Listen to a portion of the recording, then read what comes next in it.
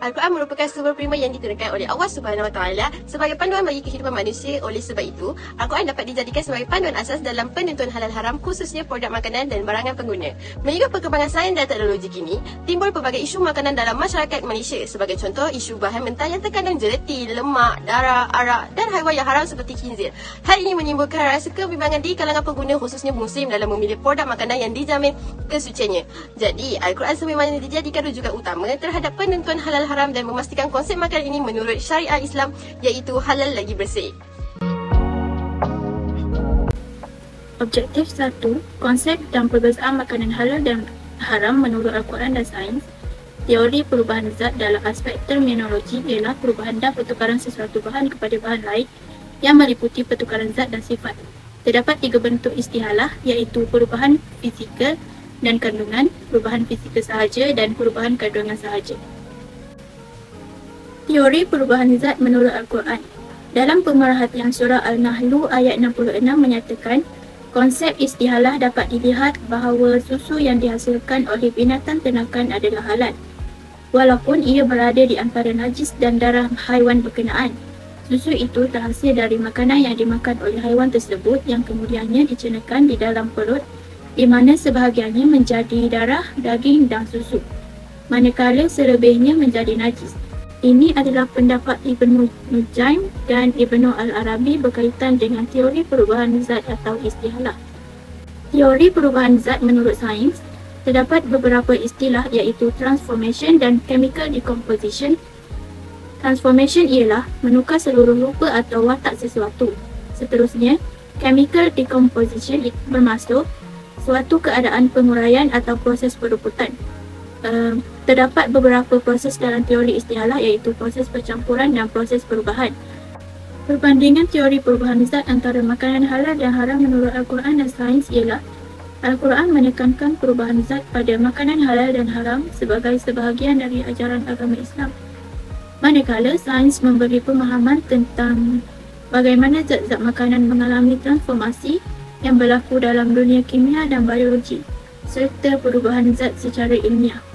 Perbezaan daging lembu dan daging babi menurut Islam. Maksud hadis itu, jangan kerap makan daging lembu. Ini kerana Nabi SAW menganjurkan korban haiwan dan baginda menyebut haiwan lembu boleh dijadikan haiwan korban.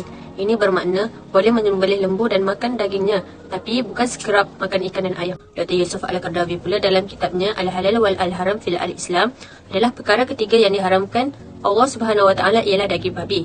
Ini kerana makanan yang sangat disukai babi adalah dari benda-benda yang kotor, jijik dan najis.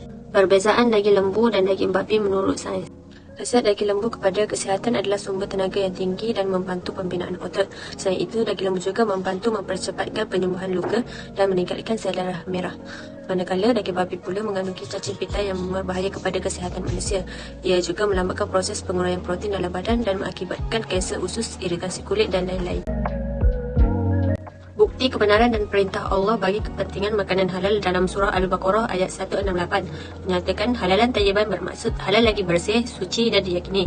Bukan sekadar melihat kebersihan luaran, malah kebersihan kandungan, bahan, proses, penghasilan dan keselamatan menggunakannya perlu diberikan perhatian. Hadis riwayat Muslim tersebut memperingatkan agar kita menjauhi daripada makan di tempat-tempat yang meragukan dan tidak dapat disahihkan status halalnya makanan yang dihidangkan. Hadis ini menunjukkan bahawa tidak diterima amalan dan tidak suci serta bersih kecuali dengan makanan yang halal. Objektif kedua ialah menguraikan prinsip-prinsip Islam dalam pengharaman makanan menurut Islam dan sains. Pengharaman itu disebabkan oleh kotor dan memudaratkan kesihatan seperti darah haiwan. Firman Allah SAW melalui surah Al-Hanal ayat 119 bermaksud, sesungguhnya Allah hanya mengharamkan atasmu bangkai, darah, daging babi dan haiwan yang disembelih dengan menyebut nama selain Allah. Tetapi barang sesiapa yang terpaksa makannya bukan kerana menginginkannya dan tidak pula melampaui batas, maka sesungguhnya Allah Maha Pengampun dan Maha Penyayang. Pengharaman itu disebabkan kotor dan memudaratkan kesihatan di darah haiwan mengikut perspektif sains. Panduan Persatuan Pulau Pinang 2006, terdapat penggunaan protein plasma darah bersumberkan bekalan darah dari rumah sembelihan diempar centrifuge untuk menyingkirkan platelet darah yang memberikan warna merah kepada darah. Seterusnya yang tinggal adalah plasma darah iaitu cecair berwarna kuning air yang kemudiannya dikeringkan secara semburan dan digunakan sebagai sumber protein. Perbandingan pengharaman itu disebabkan kotor dan memudaratkan kesihatan ialah darah haiwan. Menurut Islam, darah haiwan adalah kotor dan memudaratkan kesihatan. Manakala menurut sains, darah haiwan ialah sesuatu yang akan memudaratkan kesihatan apabila ia digunakan sebagai bahan tambahan makanan. Perbandingan ini dapat mengetahui kebenaran yang dinyatakan di dalam Al-Quran. Haram itu adalah haram untuk umat Islam, iaitu arak. Arak memang diharamkan oleh Islam kerana meminum imej itu diperbuat daripada perlahan buah anggur, barley, nirah, beras yang memabukkan sehingga menghilang kewarasan akal. Melalui hadis yang telah diriwayatkan oleh Ibn Umar daripada Rasulullah SAW bersabda, setiap bahan yang memabukkan itu adalah haram dan bahan yang memabukkan itu adalah arak. Dan sesiapa yang meminum arak di dunia lalu dia meninggal dunia dalam keadaan dia penagih dan tidak sempat bertaubat, sebagai balasan dia tidak akan mendapat minuman di akhirat nanti. Haram itu adalah haram untuk umat Islam, iaitu arak. Menurut Muhammad Hanif Awang Yahya 2012, arak diharamkan kerana minuman ini memabukkan. Sifat memabukkan ini relevan dengan penjagaan akal. Pengambilan arak menutup kewarasan akal untuk berfikir sehingga diri sendiri dan masyarakat terdedah dengan bahaya dan mudarat. Etanol boleh dikatakan sebagai sebatian organik yang pertama disintesis oleh manusia kerana penghasilan alkohol telah diketahui sekurang-kurangnya 4,000 tahun yang lampau. Perbandingan bagi haram untuk semua umat Islam. Menurut Islam, arak haram untuk semua umat Islam kerana boleh memabukkan dan boleh menyebabkan hilang akal. Manakala, menurut sains, ia menutup kewarasan akal untuk berfikir. Perbandingan ini dapat mengetahui kajian spesifik membuktikan kebenaran haram itu haram untuk semua umat Islam yang dinyatakan dalam Al-Quran. Darurat mengharuskan makanan-makanan yang haram. Syafi'i juga telah cenderung mentafsirkan darurat dalam skop yang sempit. Kata beliau, darurat ialah sesuatu keadaan di mana seseorang itu tidak mempunyai sebarang makanan atau minuman yang halal, yang ditakuti keengganan memakan yang haram akan melemahkan dan memudaratkan diri. Melalui surah Al-Baqarah 2 ayat 1 bermaksud, barang sesiapa yang terpaksa memakannya bukan kerana menginginkannya dan tidak pula melampaui batas, maka tidak ada dosa baginya. Sesungguhnya Allah Maha Pengampun dan Maha Penyayang. Darurat mengharuskan makan makanan haram menurut Islam. Makan makanan yang haram dalam keadaan darurat berpotensi menimbulkan risiko kesihatan. Contohnya, makanan yang tidak halal mungkin mempunyai bakteria atau mikrob yang boleh menyebabkan penyakit. Dalam keadaan darurat yang mengancam nyawa, keadaan ini boleh menjadi bahan pertimbangan. Namun, keputusan akhir bergantung pada situasi atau keadaan setiap individu. Objektif ketiga, membincangkan pengaruh isu semasa, makanan halal atau haram terhadap pembinaan sosial individu. Poin pertama, makanan halal memberikan ketenteraman kepada jiwa menurut Al-Quran dan sains. Menurut Al-Quran, surah Al-Baqarah ayat 172, ayat ini menunjukkan pentingnya makanan yang berasal dari rezeki yang baik dan halal serta mengajak untuk bersyukur kepada Allah. Menurut sains pula, makanan sihat dapat memberikan kesihatan fizikal dan mental. Nutrisi yang mencukupi dapat mempengaruhi keseimbangan zat dalam otak dan memainkan peranan penting dalam kesihatan mental. Pembandingan antara dua menurut ini adalah dapat mengetahui bahawa kajian makanan halal memberikan ketenangan jiwa.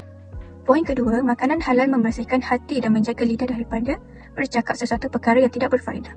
Menurut Al-Quran, ayat ini menyatakan pemahaman bahawa dengan mengamalkan makanan yang halal dapat membentuk ketaatan kepada Allah dan dapat mempengaruhi hati dan moral seseorang. Menurut sains pula, sains lebih berfokus kepada pendekatan ilmiah dan kesan pada kesihatan fizikal dan mental. Perbandingan pula dapat mengetahui bahawa kajian ini dapat membersihkan hati dan menjaga lidah seseorang daripada melakukan perkara yang tidak berfaedah. Poin yang terakhir, makanan haram menyebabkan jiwa tidak tenteram kerana bertentangan dengan naluri fitrah manusia. Menurut Al-Quran, janganlah kita menggunakan makanan atau harta benda kita ke jalan yang salah seperti tipu, judi dan sebagainya. Manakala sains pula, makanan yang berzat tinggi dapat mempengaruhi kesihatan mental dan fizikal seseorang. Selain itu, makanan yang tidak sihat menyebabkan masalah kesihatan mental kepada seseorang. Perbandingan ini dapat mengetahui bahawa makanan haram menyebabkan jiwa tidak tenteram kerana bertentangan dengan fitrah manusia. Kesimpulannya, terdapat pelbagai isu halal haram dalam penghasilan produk makanan. Kebanyakan isu yang timbul kini adalah berkaitan dengan bahan yang bersumber daripada khinzir dan arak. Walau bagaimanapun, Islam mengharuskan umat Islam makan makanan yang dilarang semasa darurat. Hal ini demikian kerana setiap manusia memerlukan makanan untuk terus hidup. Seterusnya, setiap makanan halal haram semestinya akan membawa pengaruh terhadap sasial individu. Sekiranya individu itu mengambil makanan halal, maka jiwa mereka akan tenteram. Hati sentiasa bersih dan lidah sentiasa bercakap dengan perkara baik. Manakala bagi individu yang makan makanan haram adalah sebaliknya. Oleh itu, makanan halal sangat mempengaruhi hidup kita sekiranya kita mengamalkannya dalam kehidupan dan perkara ini sudah terbukti dalam Al-Quran dan sains.